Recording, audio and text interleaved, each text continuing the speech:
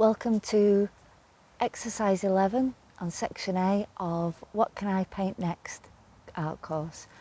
I'm here at Rivington Terrace Gardens at the Japanese lake, a very low watered Japanese lake today. And I'm just going to be doing a few sketches to take back, getting some photographs, taking some sketches to take back to the studio to do another painting for this exercise. Now, in this one, it's another landscape, and we're looking at the elements of the landscape and actually getting some adjectives, getting some description for them, and then working out what they're doing. What are they actually bringing to the landscape?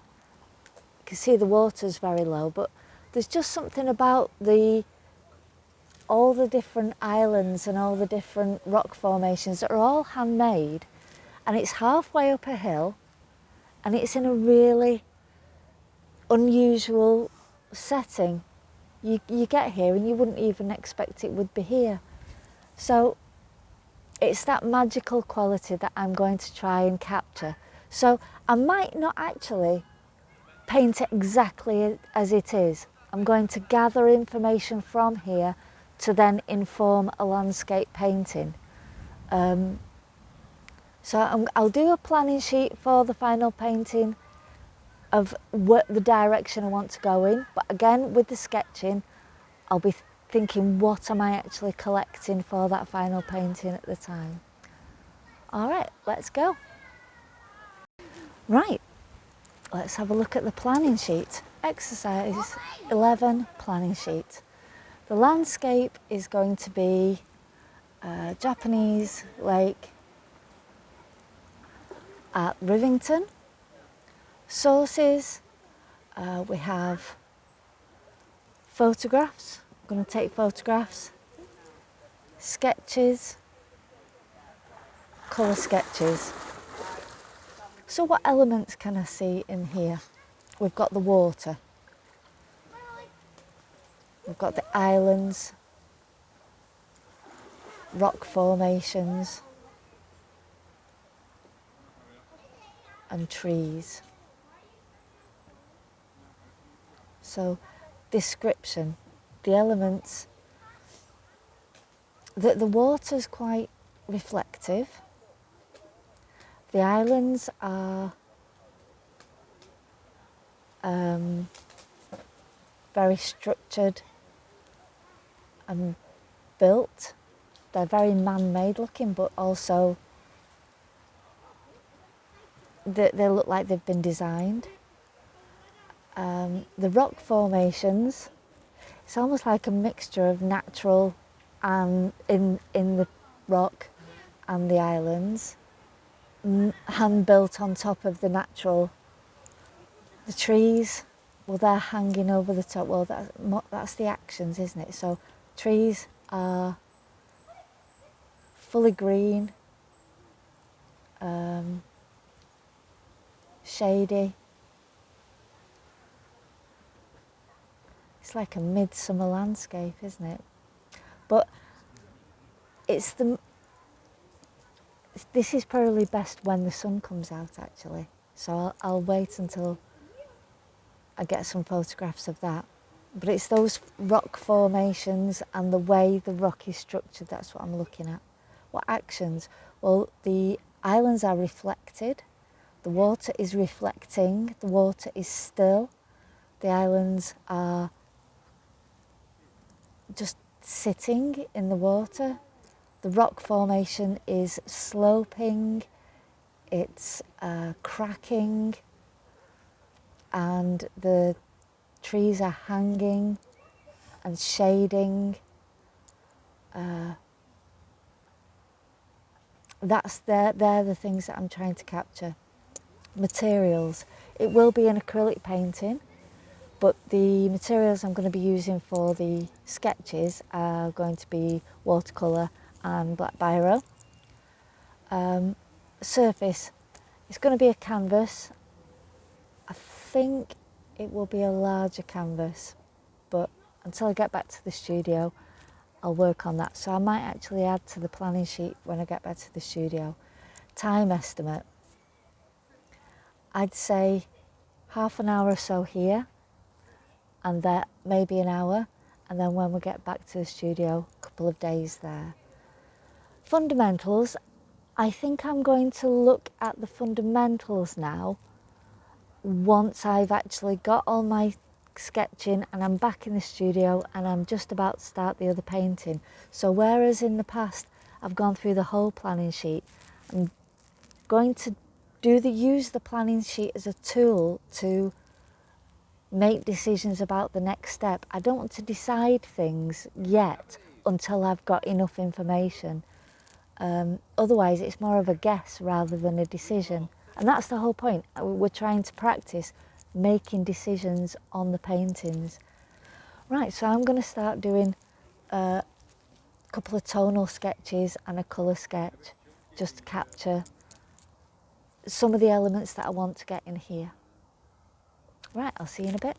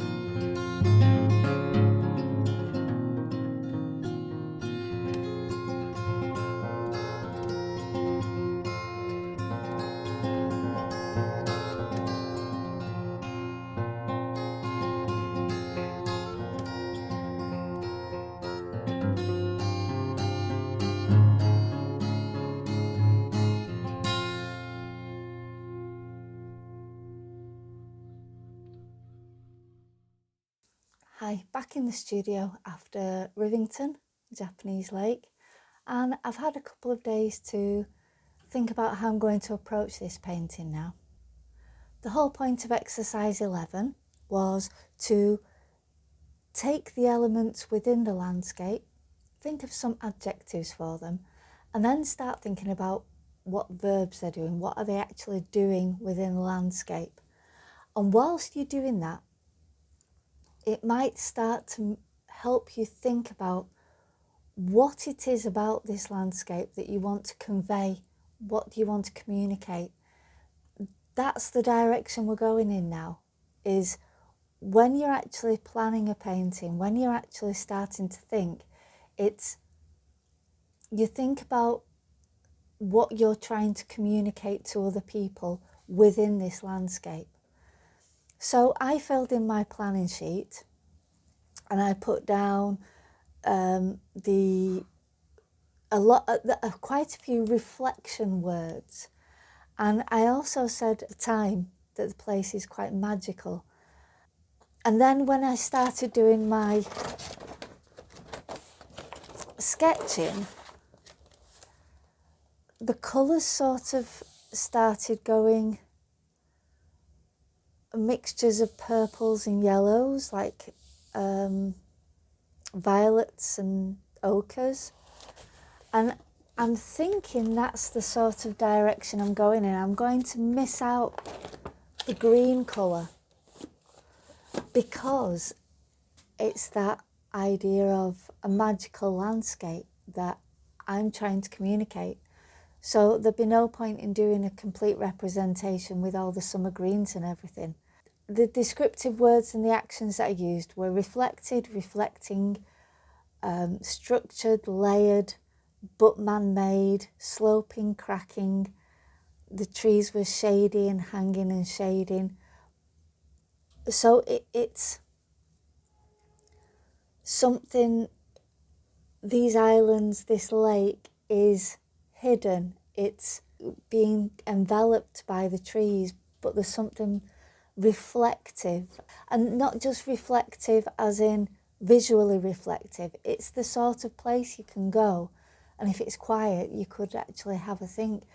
I actually took some wide-angled shots, and instead of putting the islands sort of bum bum bum in the centre,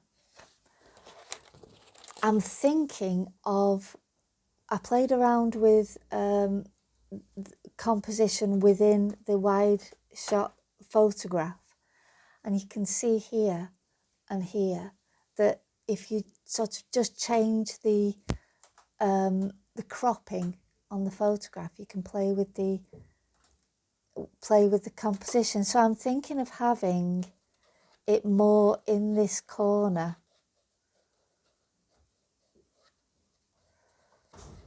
like so, with the more of the water around here. So the actual darkest bit of the whole is here, and the islands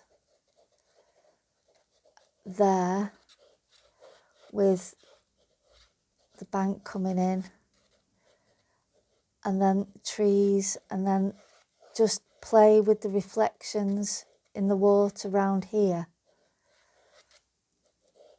So it'd be more that sort of shape.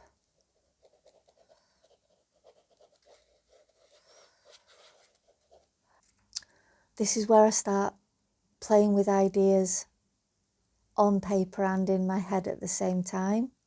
And I want to get it down before I start the painting, so I don't like mess up the painting too much.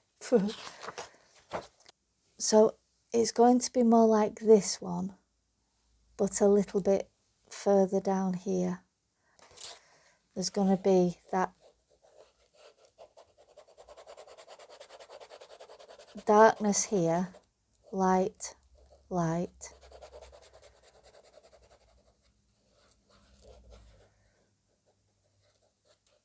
With the yellows, and I do want It will be quite subtle, but magical. Yes, that's where I'm going with it. So, with that in mind, fundamentals. Line, tone, shape, texture, colour, composition. So 2, tone, 4, 4, and 4, 3, 3. No.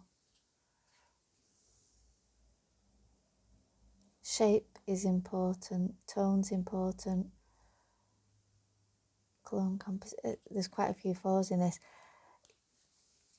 I think this has been really interesting. We're only going to be doing one more exercise with this fundamentals bit, but it's been really interesting to see what is actually important in my work. What do I find important? And I'm finding that I'm really drawn to composition, colour and shape and tone, and line and texture not as much. And I don't think that's a bad thing. I think knowing more about where your work's coming from can only be a good thing.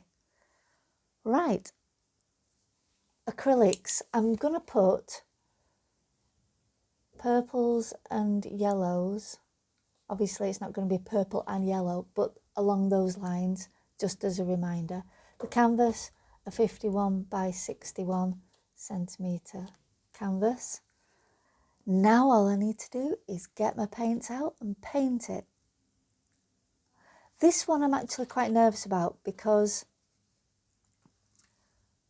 that colour, the water there was a very strange colour and I want to do it justice. So I'll put some more paint out and I'll make a start. Watch along and I'll see you in a bit.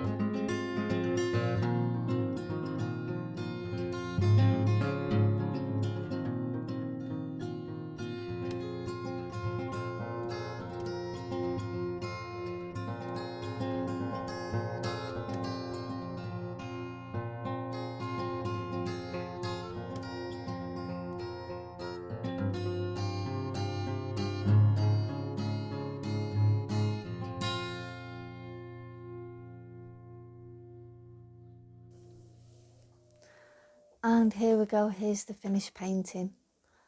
I am quite pleased with the fact that I managed to keep it to the yellows and purples. And I did really think about that whole flow coming around and out of it. I don't think it needs any more than that on it. What I wanted to capture was the place's otherworldliness, because you're not expecting it. You're going halfway up a hill in the woods and all of a sudden you come across a lake with rock formations around it. It catches you by surprise first time you see it. That was the point of exercise 11, was trying to communicate something using the information you gather from being there, and actually explaining it to somebody else and writing it down in my planning has really got me thinking carefully about what I'm trying to capture in paintings. It's actually been a really good process for me to go through as well. We're going on to exercise 12 next, which is the last exercise in section A. And in that, we're going to follow the same structure for the last time, but we're going to really focus on communication, which is basically what this whole course has been about.